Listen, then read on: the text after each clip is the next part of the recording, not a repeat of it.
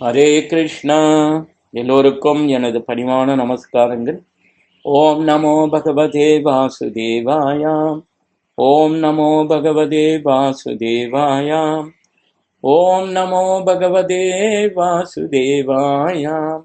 ஜெய ஸ்ரீ கிருஷ்ணா சைத்தன்யா பிரபு நித்யானந்தா ஸ்ரீ அத்வைதா கதாதாரா சிவாசாரி கௌரபக்த விருந்த. ஹரே கிருஷ்ணா கிருஷ்ணா கிருஷ்ணா ஹரே ஹரே, ஹரே ராமா ராம ராம ஹரே ஹரே. பகவத்கீதை உண்மை உருவில் அத்தியாயம் 15. அத்தியாயத்தின் தலைப்பு புருஷோத்தம யோகம். பதம் 16. மொழிபெயர்ப்பும் பொருளுரையும் வழங்கியவர் ஏசி பக்தி வேதாந்த சுவாமி ஸ்ரீல பிரபுபாதா, அகில உலக கிருஷ்ணா பக்தி கழக ஸ்தாபகாச்சாரியார். மொழிபெயர்ப்பு: தவறக்கூடியவர்கள், தவறாதவர்கள் என இரண்டு விதமான ஜீவன்கள் உள்ளன. ஜட உலகில் உள்ள ஜீவன்கள் தவறக்கூடியவர்கள் என்றும், ஆன்மீக உலகில் உள்ளவர்கள் தவறாதவர்கள் என்றும் அழைக்கப்படுகின்றனர். பொருளுரை: முன்பே விளக்கியபடி வியாச தேவராக அவதரித்த போது இறைவன் வேதாந்த சூத்திரத்தை இயற்றினார். இங்கே வேதாந்த சூத்திரத்தின் உட்பொருளை அவரே சுருக்கமாக வழங்குகின்றார். உயிர்வாளிகள் எண்ணற்றவர்கள், அவர்கள் தவறக்கூடியவர்கள், தவறாதவர்கள் என இரண்டு பிரிவுகளாக பிரிக்கலாம் என்று அவர் கூறுகின்றார். ஜீவன்கள் புருஷோத்தமரான முழுமுதற் கடவுளின் நித்தியமான அம்சங்கள். அவர்கள் ஜட உலகில் தொடர்பு கொள்ளும் போது ஜீவபூதா என்று அழைக்கப்படுகின்றனர். இங்கு கொடுக்கப்பட்டுள்ள ஷராக ஷர்வாணி பூதானி என்னும் சமஸ்கிருத சொற்கள் இவர்கள் தவறக்கூடியவர்கள் என்ற பொருளை தருகின்றன. ஆனால் பரமபுருஷ பகவானுடன் ஒன்றுபட்டவர்கள் தவறாதவர்கள் என்று அழைக்கப்படுகின்றனர். ஒன்றுபட்டவர்கள் என்றால் தனித்தன்மை இல்லாதவர்கள் என்று பொருள் அல்ல, மாறாக ஒற்றுமையுடன் செயல்படுபவர்கள் என்பதே பொருள். படைப்பின் நோக்கத்திற்கு அவர்கள் எல்லோரும் ஒத்துழைக்கின்றனர். ஆன்மீக உலகில் படைப்பு என்னும் விஷயம் இல்லை என்பது உண்மையே.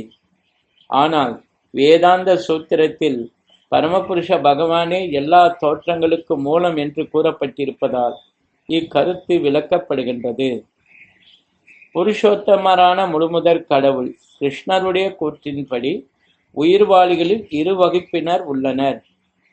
வேதங்கள் இதற்கு ஆதாரம் கொடுக்கின்றன. எனவே இதை பற்றி ஐயம் ஏதுமில்லை. மனம் மற்றும் 5 புலன்களுடன் இவ்வுலகில் போராடி கொண்டிருக்கும் உயிர்வாளிகள் மாறிக்கொண்டே இருக்கும் ஜட உடல்களை பெற்றுள்ளனர். ஓர் உயிர்வாளி கட்டுண்டிருக்கும் வரை அவனது உடல் ஜடத்தின் தொடர்பினால் மாறிக்கொண்டுள்ளது. ஜடம் மாற்றமடைவதால் உயிர்வாளியும் மாற்றமடைவதாக தோன்றுகின்றது. ஆனால் ஆன்மீக உலகிலுள்ள உடல் ஜடத்தினால் செய்யப்பட்டதல்ல. எனவே அதில் மாற்றம் ஏதும் இல்லை. ஜட உலகிலுள்ள உயிர்வாளி 6 விதமான மாற்றங்களுக்கு உட்படுத்தப்படுகிறான்: பிறப்பு, வளர்ச்சி, இருப்பு, உற்பத்தி, சிதைவு மற்றும் மறைவு. இவை ஜட உடலின் மாற்றங்கள் ஆகும். ஆனால் ஆன்மீக உலகில் உடல் மாற்றமடைவதில்லை. அங்கு முதுமை இல்லை, பிறப்பு இல்லை, இறப்பும் இல்லை. அங்கு அனைவரும் ஒன்றுபட்டு வாழ்கின்றனர். ஜடத்துடன் தொடர்பு கொண்ட எந்த உயிர்வாளியும், அதாவது படைக்கப்பட்ட முதல் உயிர்வாளியான பிரம்மாவிலிருந்து தொடங்கி சிறு எறும்பு வரை ஒவ்வொருவரும் தமது உடலை மாற்றி கொண்டுள்ளனர். எனவே இவர்கள் அனைவரும் தவறக்கூடியவர்கள். ஆனால் ஆன்மீக உலகில் இருப்பவர்களோ எப்பொழுதும் ஒன்றுபட்ட நிலையில் முக்தி பெற்றவர்களாக உள்ளனர். பதம் 17. மொழிபெயர்ப்பு: இந்த இருவருக்கும் அப்பாற்பட்டு உத்தம புருஷரான பரமாத்மா இருக்கின்றார். அழிவற்ற இறைவனான அவர் 3 உலகங்களுக்குள் நுழைந்து அவற்றை காக்கின்றார். பொருளுரை: இந்த பதத்தின் கருத்து கட உபனிஷத் 2.2.13 மற்றும் ஸ்வேதாஸ்வதர உபனிஷத்தில் 6.13 மிக அருமையாக எடுத்துரைக்கப்பட்டுள்ளது. கட்டுண்ட உயிர்வாளிகள் சிலர், முக்தி பெற்ற உயிர்வாளிகள் சிலர். அத்தகைய எண்ணிலடங்காத உயிர்வாளிகளுக்கு அப்பால் முழுமுதற் கடவுளான பரமாத்மா உள்ளார் என்று அங்கே தெளிவாக கூறப்பட்டுள்ளது. உபனிஷத்தின் பதம் பின்வருமாறு: நித்யோ நித்யானாம் சேதனா சேதனானாம். இதன் விளக்கம் என்னவெனில், கட்டுண்ட முக்தி பெற்ற என்று எல்லா உயிர்வாளிகளுக்கும் இடையில் அவர்களை பராமரித்து அவர்களது பல்வேறு செயல்களுக்கு ஏற்ப அனுபவிப்பதற்கான எல்லா வசதிகளையும் வழங்கக்கூடிய உன்னத புருஷர் ஒருவர் உள்ளார். அவரே பரமபுருஷ பகவான். அந்த பரமபுருஷ பகவான் ஒவ்வொருவருடைய இதயத்திலும் பரமாத்மாவாக வீற்றிருக்கின்றார். அவரை புரிந்து கொள்ளக்கூடிய சான்றோன் மட்டுமே பக்குவமான அமைதியை அடையும் தகுதியுடையவன், மற்றவர்கள் அல்ல. பதம் 18. மொழிபெயர்ப்பு. தவறக்கூடியவர்கள் தவறாதவர்கள் ஆகிய இருவருக்கும் அப்பாற்பட்டு நான் திவ்யமானவனாக இருப்பதாலும் நானே உத்தமமானவன் என்பதாலும் உலகிலும் வேதங்களிலும் நான் அந்த புருஷோத்தமனாக கொண்டாடப்படுகிறேன். பொருளுரை. கட்டுண்ட ஆத்மாவும் சரி, முக்தி பெற்ற ஆத்மாவும் சரி, புருஷோத்தமரான முழுமுதற் கடவுள் கிருஷ்ணரை எவரும் மிஞ்ச இயலாது. எனவே எல்லா புருஷர்களிலும் அவரே உன்னதமானவர். உயிர்வாளிகளும் பரமபுருஷ பகவானும் தனிப்பட்டவர்கள் என்பது தற்போது தெளிவாகின்றது. வேற்றுமை என்னவெனில், உயிர்வாளிகள் கட்டுண்ட நிலையிலும் சரி, முக்தி பெற்ற நிலையிலும் சரி, பரமபுருஷ பகவானின் அசிந்திய சக்திகளை அளவில் மிஞ்ச இயலாது. முழுமுதற் கடவுளும் உயிர்வாளிகளும் சமநிலையில் உள்ளவர்கள் அல்லது எல்லா விதத்திலும் சமமானவர்கள் என்று நினைப்பது தவறாகும். அவர்களுக்கு இடையில் எப்போதும் உயர்வு தாழ்வு என்னும் கேள்வி உண்டு. உத்தமா என்னும் சொல் மிகவும் முக்கியமானது. பரமபுருஷ பகவானை யாராலும் மிஞ்ச முடியாது. முழுமுதற் கடவுளின் பரமாத்மா என்னும் தன்மை வேதங்களிலும் விவரிக்கப்பட்டுள்ளது. பின்வரும் பதம் வேதங்களில் சாந்தோக்கிய உபனிஷத் 8:12 தோன்றுகின்றது. உடலிலிருந்து வெளிவரும் பரமாத்மா அர்வ பிரம்மஜோதியினில் நுழைகிறார். பின்னர் அவர் தனது ஆன்மீக அடையாளத்துடன் தனது ரூபத்தில் வீற்றுள்ளார். அந்த பரம்பொருள் பரமபுருஷர் என்று அழைக்கப்படுகிறார். இதன் அர்த்தம் என்னவெனில், பரமபுருஷர் பிரகாசத்தின் இறுதியாக விளங்கும் தனது ஆன்மீக தேஜஸை வெளிப்படுத்தி அதனை பரவச் செய்கின்றார். அந்த பரமபுருஷர் எல்லோரின் இதயத்திலும் பரமாத்மாவின் உருவில் வீற்றுள்ளார். சத்தியவதிக்கும் பராசரருக்கும் மகனாக அவதரித்த அவர் வியாசதேவராக வேத ஞானத்தை விளக்குகின்றார். பதம் 19. மொழிபெயர்ப்பு. எவனொருவன் என்னை பரமபுருஷ பகவானாக ஐயமின்றி அறிகின்றானோ அவன் எல்லாவற்றையும் அறிந்தவன் ஆவான். எனவே பரதனின் மைந்தனே, அவன் எனது பக்தி தொண்டில் தன்னை முழுமையாக ஈடுபடுத்திக் கொள்கின்றான். பொருளுரை. உயிர்வாளிகள் மற்றும் பரமபூரண உண்மையின் ஸ்வரூப நிலையை பற்றி பற்பல தத்துவ கற்பனைகள் இருக்கின்றன. தற்போது இப்பதத்தில் பகவான் கிருஷ்ணரே புருஷோத்தமர் என்பதை அறிபவன், எல்லாவற்றையும் அறிபவன் என்று மிக தெளிவாக முழுமுதற் கடவுளை விளக்குகின்றார். பக்குவமற்ற அறிவாளி பூரண உண்மையை பற்றி வெறும் கற்பனை செய்து கொண்டே போகின்றான். ஆனால் பக்குவமான அறிஞனோ தனது மதிப்புமிக்க நேரத்தை வீணடிக்காமல் பரமபுருஷனின் பக்தி தொண்டில் கிருஷ்ண உணர்வில் நேரடியாக ஈடுபடுகின்றான். பகவத்கீதை முழுவதும் இந்த உண்மை ஒவ்வொரு அடியிலும் ஆணித்தனமாக உறுதி செய்யப்படுகிறது.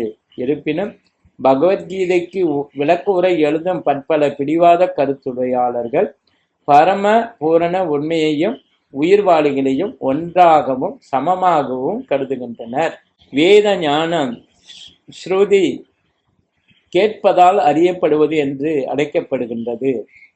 உண்மையில் வேதங்களின் செய்தியை கிருஷ்ணரிடமிருந்தும் அதிகாரம் பொருந்திய அவரது பிரதிநிதிகளிடமிருந்தும் பெற வேண்டும். இங்கே எல்லாவற்றையும் மிக அருமையாக நாம் பிரித்து விளக்குகின்றார் கிருஷ்ணர். இத்தகைய மூலத்திடமிருந்து ஒருவன் கேட்க வேண்டும். வெறும் பன்றிகளைப் போல் கேட்டல் போதுமானதல்ல.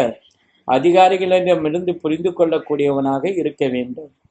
வெறும் ஏட்டளவில் கற்பனை செய்யக்கூடாது.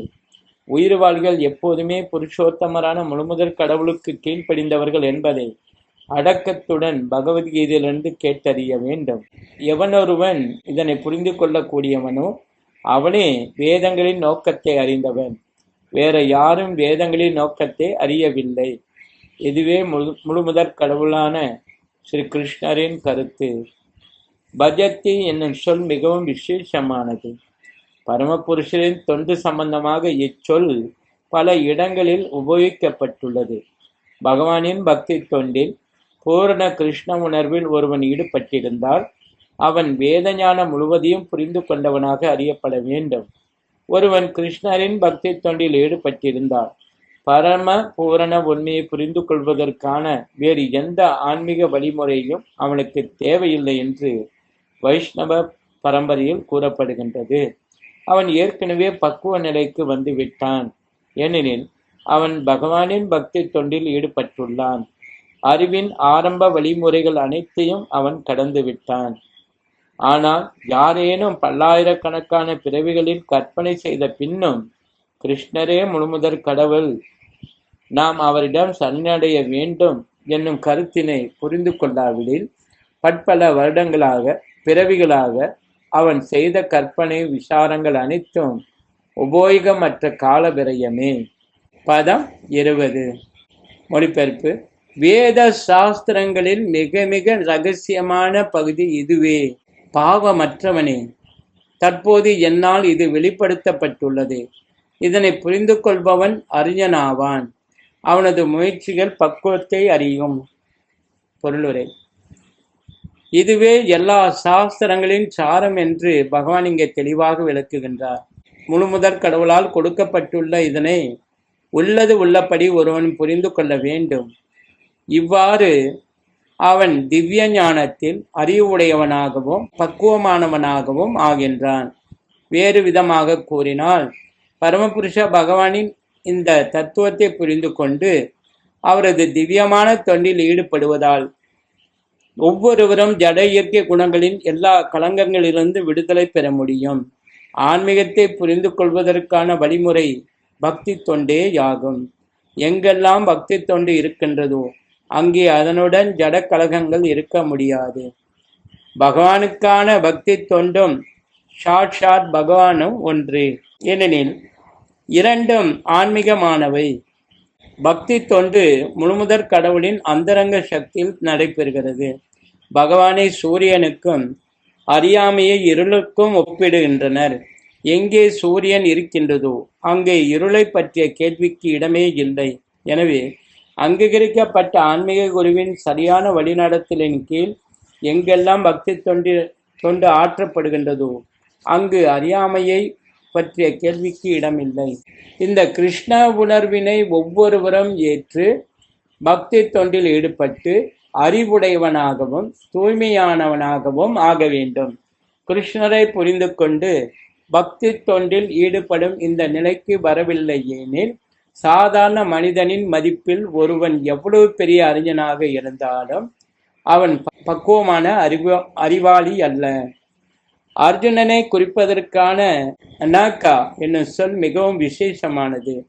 எல்லா பாவ விளைவுகளிலிருந்து விடுபடாவிடில் கிருஷ்ணரை புரிந்து கொள்வது கடினம் என்பதே அனாக்கா அல்லது பாவமற்றவனே என்பதன் பொருளாகும். ஒருவன் எல்லா கலங்கங்களிலிருந்தும் எல்லா பாவச் செயல்களிலிருந்தும் விடுபட வேண்டும். பின்னரே அவனால் புரிந்து கொள்ள முடியும்.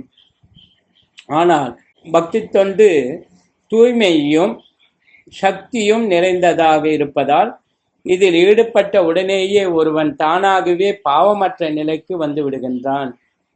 தூய பக்தர்களின் உறவில் பூர்ண கிருஷ்ண உணர்வில் ஒருவன் பக்தி தொண்டு ஆற்றும் போது அவன் அடியோடு அளிக்க வேண்டிய சில விஷயங்கள் உள்ளன.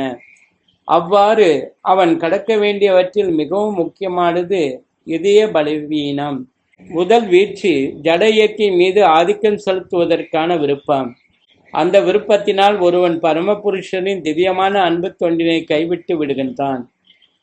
இரண்டாவது இதய பலவீனம் என்னவெனில், ஜட இயற்கையின் மீது ஆதிக்கம் செலுத்துவதற்கான தன்மையை அவன் அதிகப்படுத்தும் போது ஜட பொருள்களின் மீது அதன் உரிமையின் மீதும் அவன் பற்றுதல் கொள்கிறான். ஜடவாழ்வின் பிரச்சனைகளுக்கு காரணம் இதயத்தின் இந்த பலவீனங்களே யாகும். இந்த அத்தியாயத்தின் முதல் 5 பதங்கள் இந்த இதய பலவீனத்திலிருந்து ஒருவன் தன்னை விடுவித்துக் கொள்வதற்கான வழிமுறையை விளக்கியுள்ளன. மேலும் 6வது பதத்திலிருந்து இறுதி வரை அத்தியாயத்தின் மீது உள்ள பதங்கள் புருஷோத்தம யோகத்தை விவாதிக்கின்றன. ஸ்ரீமத் பகவத்கீதையின் புருஷோத்தம யோகம் என்னும் 15ஆம் அத்தியாயத்திற்கான பக்தி வேதாந்த பொருளுரைகள் இத்துடன் நிறைவடைகின்றன. ஸ்ரீமத் பகவத்கீதா கி ஜெய். ஸ்ரீல பிரபுபாத் கி ஜெய். கௌர பிரமநந்தே. ஹரி ஹரி போல்.